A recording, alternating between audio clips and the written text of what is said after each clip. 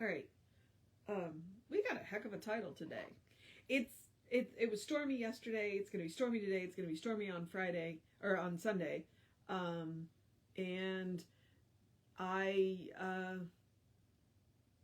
there were squirrels, but not many, and we didn't see any birds. That's not true. There was a tree covered in grackles, but that's, yeah. So, meaning we didn't see any cardinals, blue jays, or the woodpeckers. So, all right. But this title's a heckin', what? So let's get into this. Tomorrow's going to be even better. All right. It is March 16th. Our title is Jesus Christ, Rich or Poor. And our author is Harriet Hale Ricks from The Rich Mentality, which was published in 1916. So,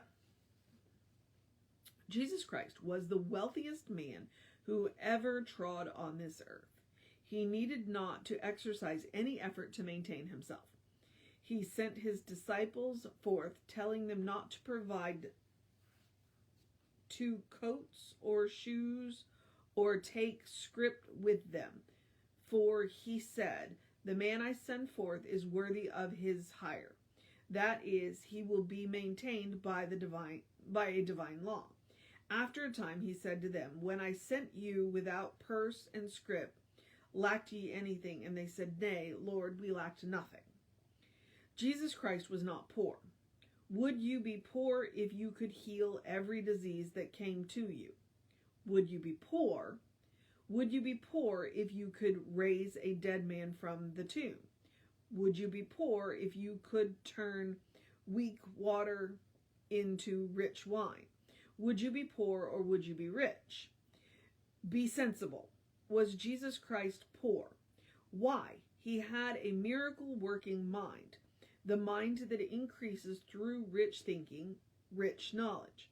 And so, my Christ is not a poor Christ. I wish I were as wealthy. What were $1 million in your hand to the power he possessed? Which would you take? Not one of you would hesitate a second if you are sensible. You would be wealthy with that knowledge. Paul says that whereas Christ was rich, he took upon himself poverty that we might be rich.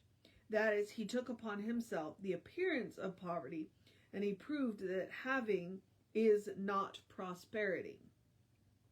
But if he thinks richly, he is indeed the wealthiest of men.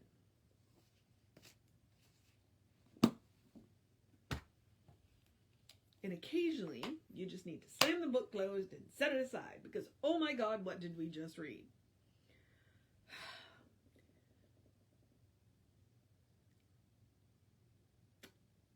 Yeah, right? What did we just read?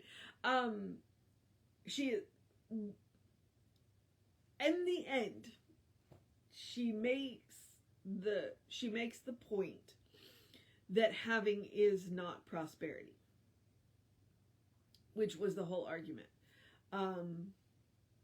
If you could turn water into wine, if you could heal any disease, if you could raise people from the dead, then the world would be the path to your door. So that whole thing was kind of interesting. Kind of interesting of, well, yeah, if you could do that. But that's just it. People who things just happen to them or for them, I should say.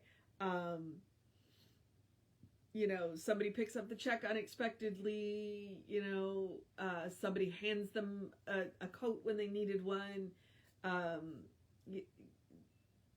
That's what she's talking about. Living in that mindset of knowing that every need will be provided for. That's prosperity. Raymond Charles Barker says being able to do what you want to do when you want to do it. That's prosperity. It's not about stuff. In fact, frequently stuff weighs us down.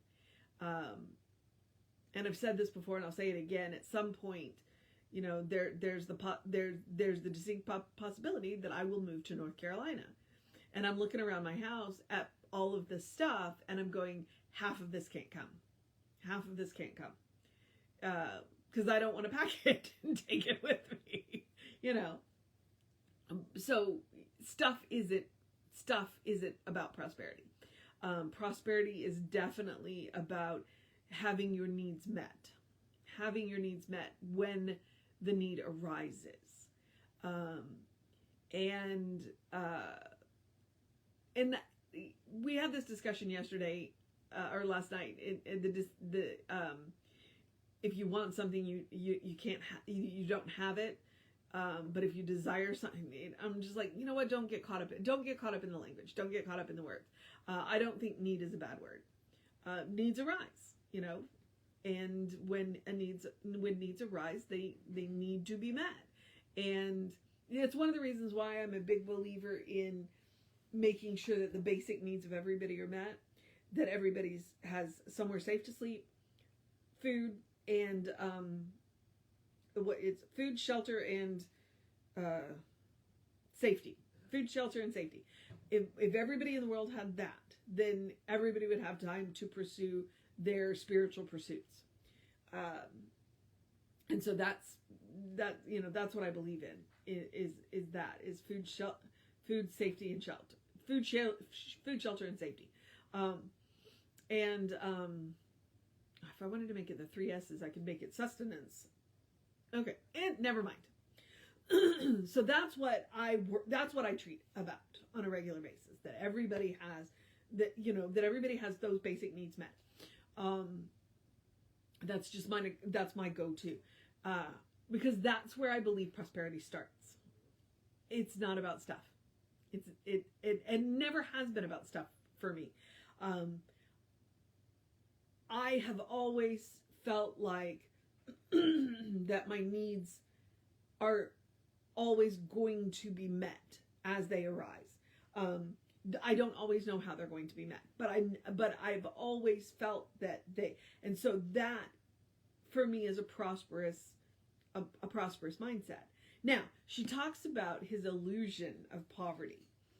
Was it really an illusion of poverty is the question that I would ask. Jesus didn't want much. What he wanted was for everybody to have their basic needs met. So, did he really take on the illusion of poverty, or did he have everything that he needed and everything that he wanted? And what he wanted to do was teach. And because he was such a good teacher and provided these other services of healing and raising the dead, people took care of his basic needs.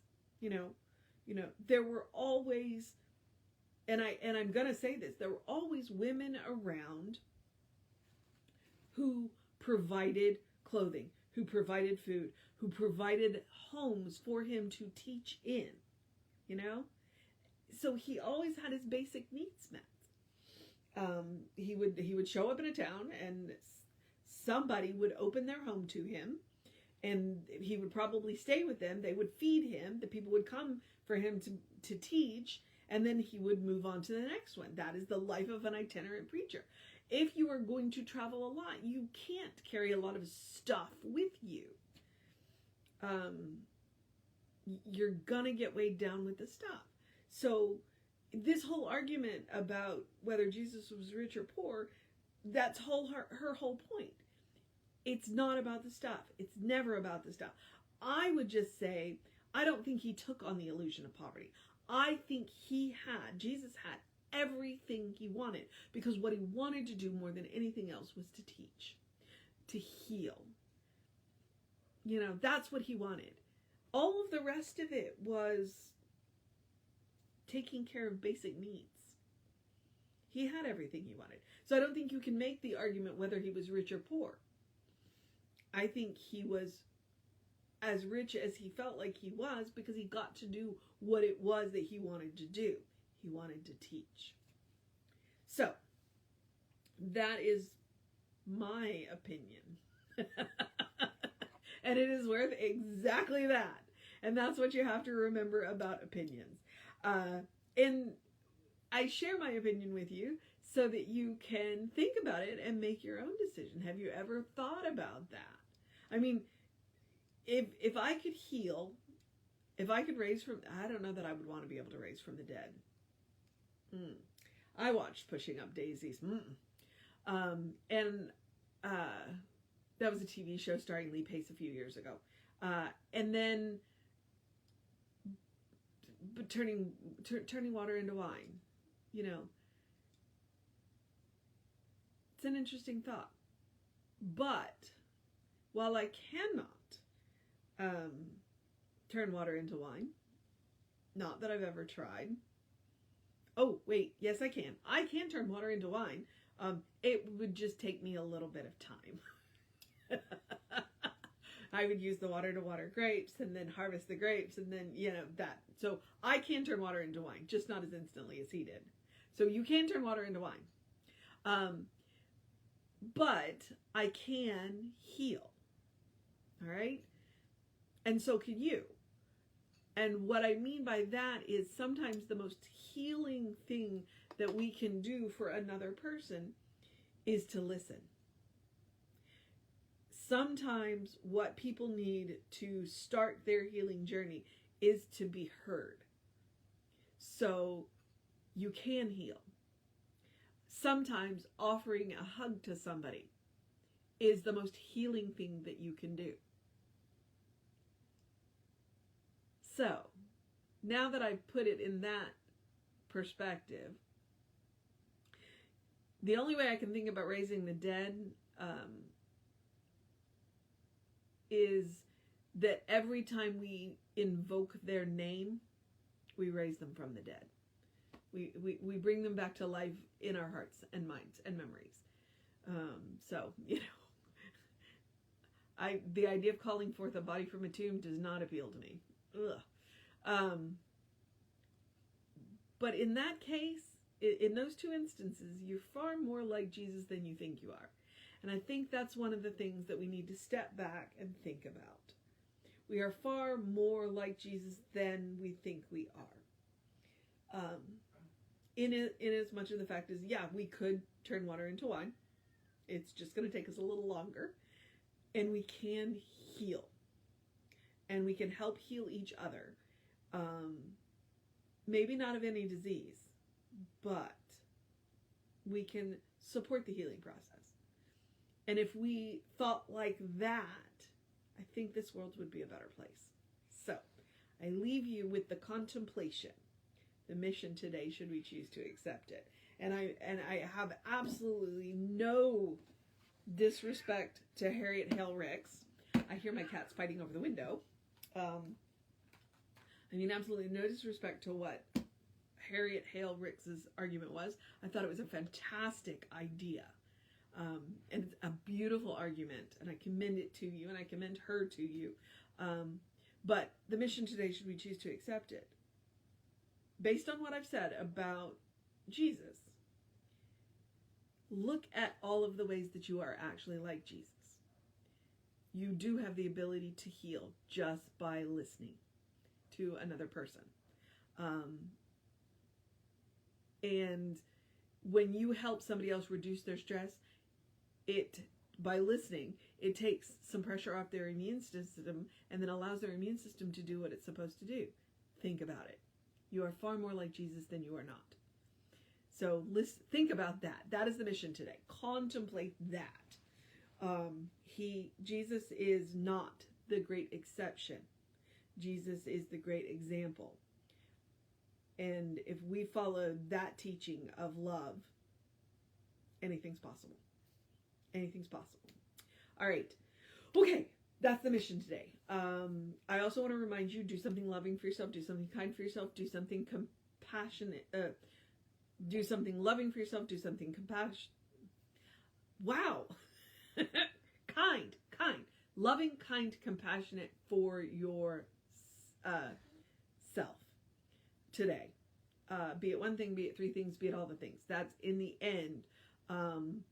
Please share, do loving, kind, and compassionate things for yourself. All right. I'm going to remind you that we are Creative Life Spiritual Center, Creative Life Spark. I'm the running Rev Ryan on the social medias that I am on. Feel free to go and like and share and subscribe and do all of that. It is definitely one way that you can support the center that doesn't cost you anything other than a click. Please also, if you want to know what's going on with the center, email info@creativelife.org. That will get you on the constant contact. And I want to remind you that self-care is a spiritual practice. Please do take care of yourself. You cannot pour from an empty cup. Even Jesus went into the garden occasionally to rest. So, he occasionally told the people, not now.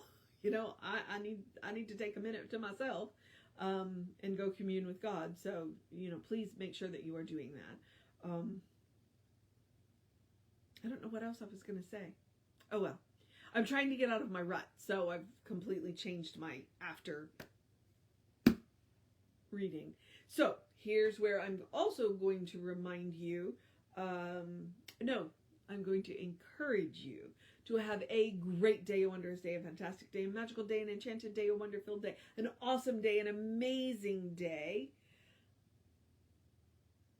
a contemplation day, a restful day, an enjoy the stormy weather day, a snuggle with your cats day, your fur babies day, a catter day.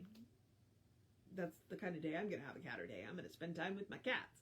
I did say restful day, a get some stuff done that you need to get done around the house day, maybe, or, get stuff done at work if you're at work.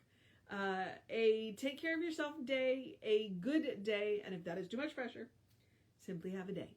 You are enough just as you are. You are a beloved expression of the divine. You are a beloved expression of the divine. You are a brilliant light, a divine spark. You are spirit in motion. You are God in action. Or as Reverend Jesse likes to call us, you're a godling. All right? Explore the truth of your being. I encourage you to peel back the layers of everything you have ever been told by anybody about who you are, especially marketing and ad executives, and get to know who the divine knows you to be. Get to know who the divine knows you to be. I can promise you one thing. It is probably the only thing I can promise you. That the person that the divine knows you to be is good. All right, beloveds. Okay, Reverend David will be on around 5 p.m. with you. I will be back with you around 9 a.m. And then we will have an amazing service for you. And it's the annual business meeting. So if you're in the area and want to stop by and participate in the annual business meeting, we would love to see you. All right, beloveds. Take care of yourself. Know that you are loved. And I will see you next time.